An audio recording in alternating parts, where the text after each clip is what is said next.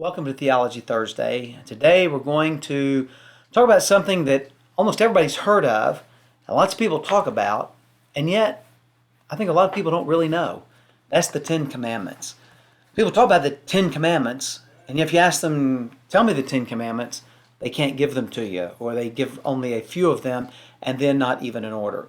So today I just want to walk through Exodus chapter 20, where we find the Ten Commandments, and talk about each one of these and see if I can help us a little bit understand what they mean and how we can understand and apply them. So the first command, right out of the chute, begins in verse 2. I am the Lord your God who brought you out of the land of Egypt, out of the house of slavery. You will have no other gods before me. Now what does it mean, no other gods before me? Well, most people when they describe it kind of have the idea that God's first and then we have all these things that are second. Nothing's more important than God. But that can't be true. Because if that's what it means, that means that God's first, and then another God is second, another God's third, another God's fourth. You can worship lots of gods, just as long as this God who brought them out of the land of Egypt is the first one. And that simply is not true because there are no other gods who exist. The idea here, actually, before me, isn't before me in a line, but like stand before me, like in front of me.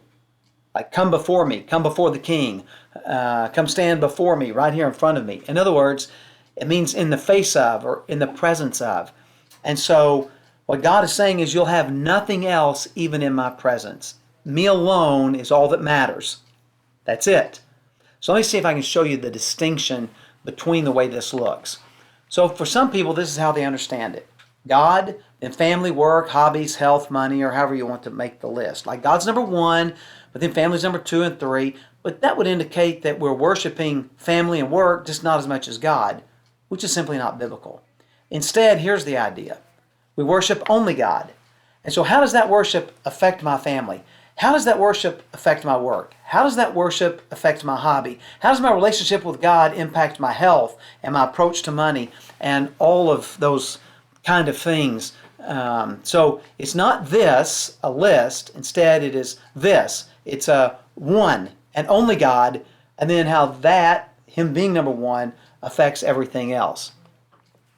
So that's a better way of understanding it. It's God, period, and then how that affects every area of my life. The second command, I guess kind of similar to the first one, has to do with idolatry. You not make a carved image, and you likeness thing heaven above and earth beneath.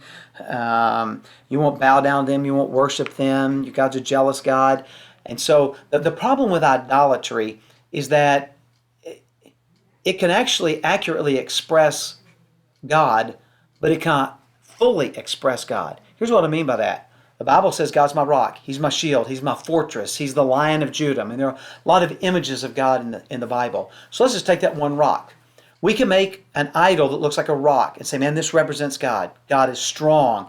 He is permanent. We can build our lives on Him. Lots of stuff like that. All of that's true. The problem is that rock does not represent God as merciful, gracious, just, holy, righteous, sovereign. I mean, it only represents a small part of who God is. And one of the main problems with idolatry is it reduces God to only a couple qualities. We see this with sports figures and actors and politicians. And people see them, they see them as a great athlete or actor or politician or wherever they are, but they don't really know the whole person. They just see one little slice of who they are. And so we don't want just a slice of who God is. We want to know God in His fullness, and idolatry does not allow us to do that because it limits who God is. But there's something else that's very cool in here about this. When it says that God visits the iniquity to the 3rd and 4th generation, but shows steadfast love to thousands, meaning thousands of generations. Okay? So here's the way that it works in the Old Testament in terms of the way they viewed time, and this is really cool. So watch. This is generation 1, that's me and Jerry. Generation 2, that's our children. 3rd generation, grandchildren. 4th generation, great-grandchildren. Okay? So 4 generations. The reality is, you and I can't really see more than that. I mean, some people may live long enough to have great-great-grandchildren, but they're rare. For the majority of people, the most they could hope for is 4 generations. Themselves, their kids, their grandkids, and their great-grandkids. That's about as far as we can see into the future. So, in the Bible, the end of time is representative as to 4 generations, as far as we can see. Eternity is farther than we can see, beyond the vanishing point. That's the term for eternity, means farther than we can see. And so here, there's the contrast between how far we can see, 3rd and 4th generation. That's how far God punishes the iniquity. But His grace goes to 1,000 generations, beyond anything that we could imagine, farther than we could ever see into the future. So at my age, I could see living to 2050.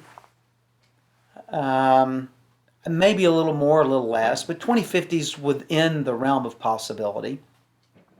But the reality is I cannot imagine 2276 or the year 2892 or something like that. That's so far in the future I cannot even imagine. Like the year 3000 is almost 1,000 years from now. I cannot even conceive of what that is like or what the world could be like. I just can't imagine that. But that's how far God's grace goes.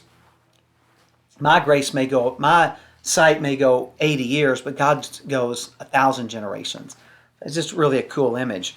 And so God wants us to worship only Him and no idols. The third one is take the name of the Lord your God in vain. The word take literally means to take it on yourself. And so here's the idea.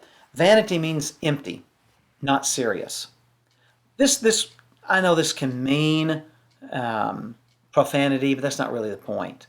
It's far more serious than that. When you say, I am a Christian, you just took Christ's name on you. You took His name.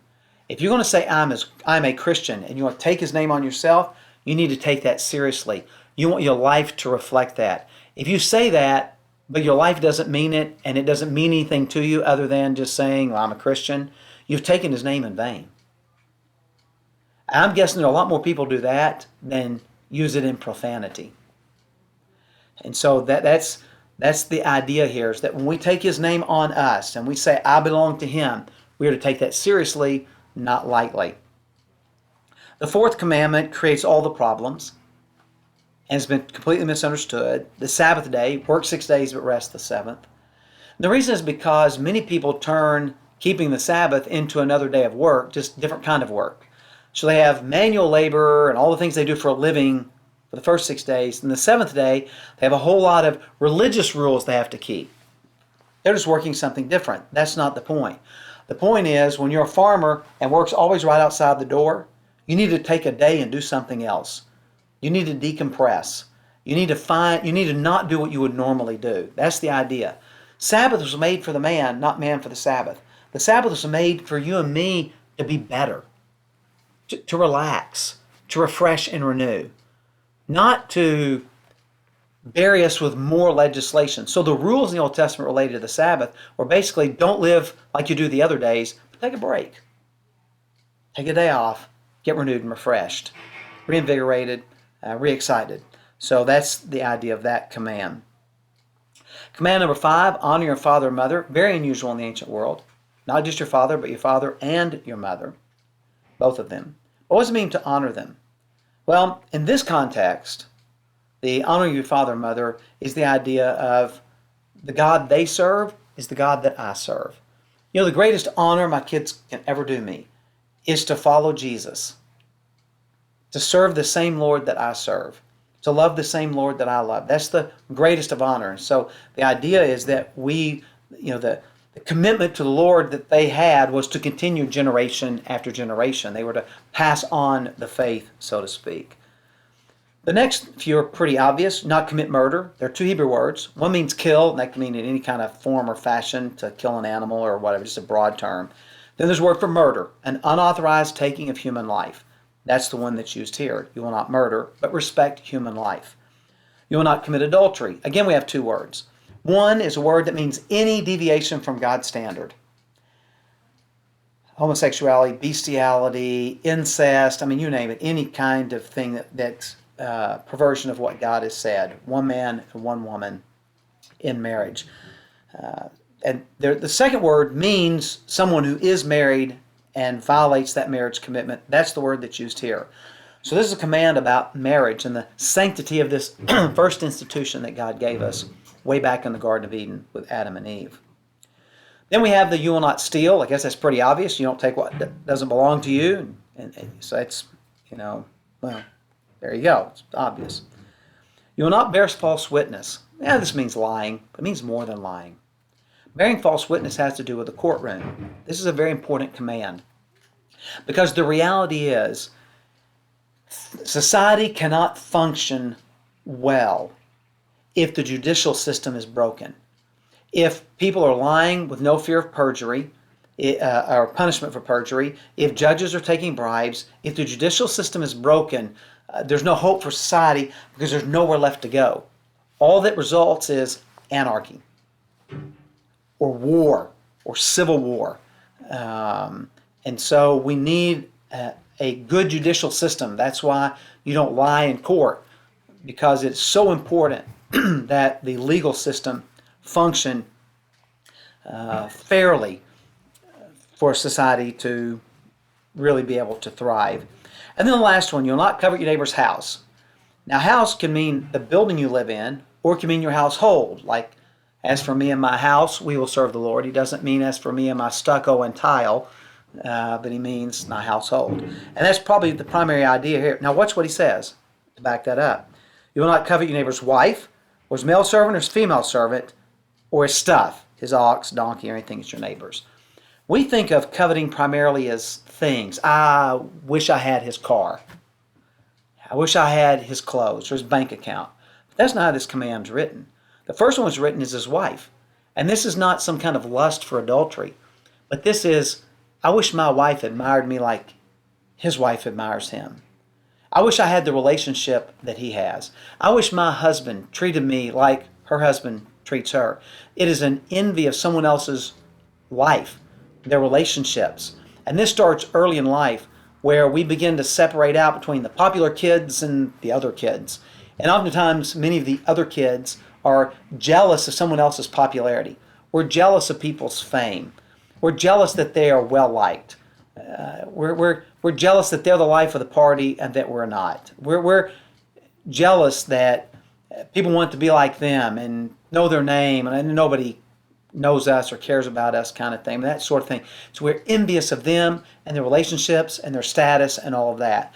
So it's far more intense and serious than just, I wish I had his house or cars or bikes or clothes or electronics or laptop or whatever it may be. But I wish I had his life. I'm envious of his life.